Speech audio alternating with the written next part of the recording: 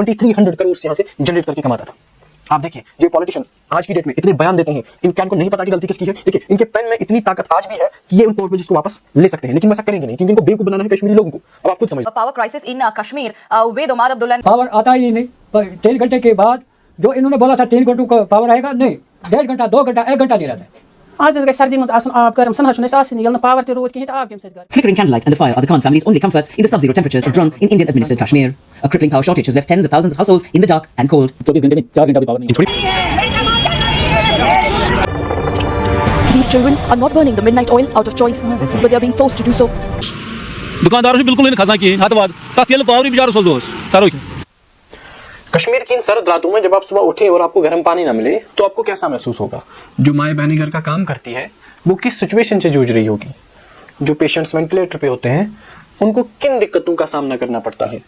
यकीन मानिए उनकी जान तब तक बचती है जब तक लाइट होती है, और जिन बच्चों के एग्जाम्स होते हैं उन्हें बहुत मुश्किलात का सामना करना पड़ता है। जब लाइट नहीं होती तो वो कैसे पढ़ पाएंगे? सोचो इन्हीं दिक्कतों का सामना कश्मीर कई सालों से कर रहा है, लेकिन इसमें गलती किसकी है? को अंदाजा लगाना हो कि जम्मू एंड कश्मीर को किन मुश्किलात का सामना करना पड़ता है तो आप अंदाजा नहीं लगा सकते। अगर हम इंडिया का सेकंड लार्जेस्ट पावर हब होने के बाद भी इतनी दिक्कतों का सामना कर रहे हैं तो फायदा क्या है इतने सारे पावर प्रोजेक्ट्स का? एक तरफ तो सेंटर डेवलपमेंट की बात कर रहा है, तो ये कैसी डेवलपमेंट है? स्टेट का पॉइंट ऑफ व्यू अगर हम जाने तो स्टेट कहती है कि समर में बारिश नहीं हुई, बारिश ना होने के कारण नदियों का जो बहाव है वो कम हुआ, उसलिए हम इलेक्ट्रिसिटी जनरेट नहीं कर पा रहे हैं। दूसरा उनका पॉइंट ये है कि हमारा जो सप्लाई है वो सप्लाई जितना हम भेज रहे हैं उतना नहीं पहुंच पाता, क्योंकि उससे बीच में ही AT&C लॉसेस होते हैं। AT&C मतलब aggregated technical and commercial losses. उसमें से जितनी बिजली स्टेट बेचती है वो या तो आधी रास्ते में चोरी हो जाती है या आधी हाउस होल्ड्स जो चोरी करते हैं। हाउस होल्ड्स कैसे चोरी करते हैं कि जो डुप्लीकेट वायर्स का इस्तेमाल करते हैं उससे बिजली चोरी करते हैं, और उससे जो हम सप्लाई एंड डिमांड को मेंटेन नहीं कर पा रहे। ये स्टेट का पॉइंट ऑफ व्यू है। देखिए आपको समझने की जरूरत है कि हमारा पोटेंशियल कितना है, मतलब जम्मू कश्मीर जो एक स्टेट है उसका पोटेंशियल कितना है इलेक्ट्रिसिटी जनरेट करने का, मतलब हम कितनी बिजली बना सकते हैं अगर हम फुल फोर्स पे काम करें, नए प्रोजेक्ट्स बनाए या जो पुराने प्रोजेक्ट्स बैठे हुए हैं उनको रिवाइव करें, तो हम 16,475 मेगावाट्स बिजली बना सकते हैं। लेकिन हम एक्चुअल में अभी कितना बना रहे हैं? हम सिर्फ 3263 मेगावाट्स की बिजली बना रहे हैं। उसमें से सेंटर के 7 प्रोजेक्ट्स हैं और बाकी प्रोजेक्ट्स स्टेट के हैं, और सेंटर 2009 मेगावाट्स जनरेट करता है। टोटल कितनी हो रही है? 3263 मेगावाट्स। सेंटर जनरेट करता है 2009 मेगावाट, प्राइवेट सेक्टर जनरेट करता है 42.5 मेगावाट्स।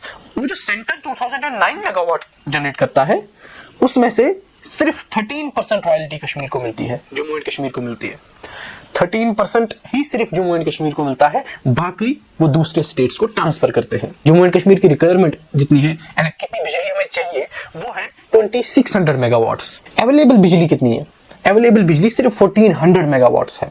2600 मेगावाट रिक्वायरमेंट है, अवेलेबल 1400 है, लेकिन जो स्टेट सप्लाई करती है वो 2100 करती है। अवेलेबल कितनी है? 1400, रिक्वायरमेंट कितनी है? 2600, सप्लाई कितना करती है? 2100। 1400 अवेलेबल है, बाकी जो वो एक्स्ट्रा सप्लाई करती है वो जम्मू एंड कश्मीर स्टेट को दूसरे स्टेट से खरीदना पड़ता है, और वो भी महंगे दामों पे खरीदना पड़ता है। एक यूनिट 7 से 8 रुपए पड़ता है, और जो वो बेचती है स्टेट तो वो BPL को 1.25 रुपीज पे बेचती है और APL को 4.75 रुपीज पे बेचती है। मिनिमम 700 मेगावाट स्टेट इंपोर्ट करती है, रिक्वायरमेंट 2600, फिर से कहता हूं रिक्वायरमेंट 2600, अवेलेबल 1400, 700 इंपोर्ट करती है, वो 700 हर महीने 750 करोड़ पे वो खरीदती है, और जब पीक विंटर आएगा कश्मीर में तो वो 100 करोड़ से हर महीने बढ़ जाएगा। 500 मेगावाट्स हमें और चाहिए जो कश्मीर को नहीं मिल पा रहा है। टोटल हमें 2100 ही मिल पा रहा है, उसमें से भी 700 हम इंपोर्ट कर रहे हैं। आपको ये डेटा मैं फिर से एक बार रिपीट करता हूं ताकि आपकी समझ में आ जाए।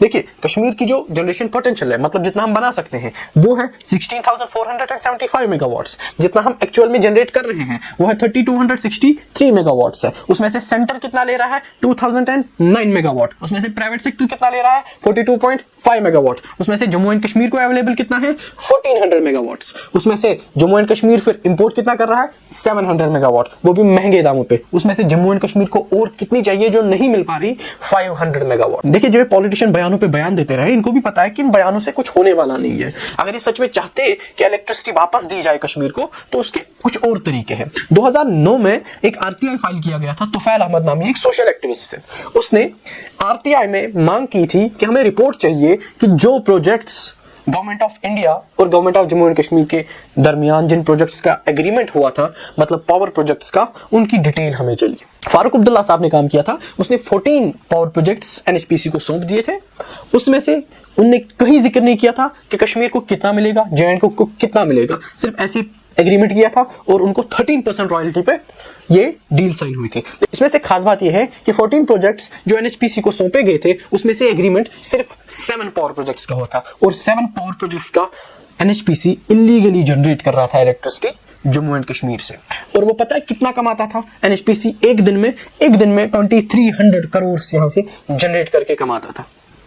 आप देखिए जो पॉलिटिशियन आज की डेट में इतने बयान देते हैं, इनको नहीं पता कि गलती किसकी है। देखिए इनके पेन में इतनी ताकत आज भी है कि ये उन पावर प्रोजेक्ट्स को वापस ले सकते हैं, लेकिन वो ऐसा करेंगे नहीं क्योंकि इनको बेवकूफ बनाना है कश्मीरी लोगों को। अब आप खुद समझ